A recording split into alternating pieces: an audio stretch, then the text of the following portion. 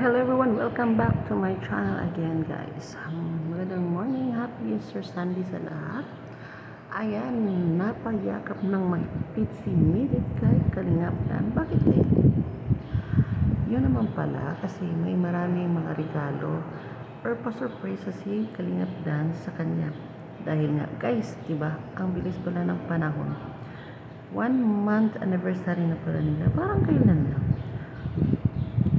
Kaya naman, na-surprise talaga si Maydit at marami namang pa-surprise itong si Kalingap Dan. Kaya naman pala, na biglang napayakap siya dito sa guwapitong si Kalingap Dan.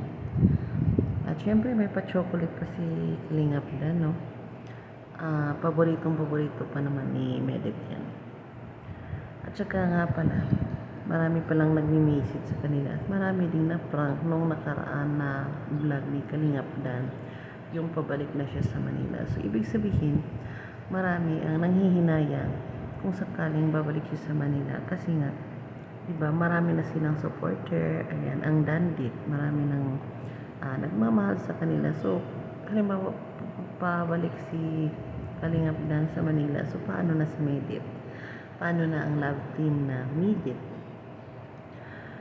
So, maraming nanghinayang, maraming nangmi-message at may nakipag-video call pa kay Mayday para lang sabihin at ipaalam na nanghihinayang at umiiyak ito dahil nanghihinayang nga kung babalik at maiwan na naman si Mayday. So, ang lahat ng yun guys ay prank lamang. So, again, pinasilip ko lang ang konting mga picture na ito sa, syempre, sa upload ni Kalingap Rab.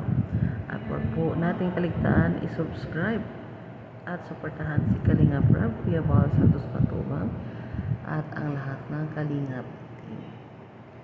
So that's all for today guys. Thank you so much for watching. God bless us all.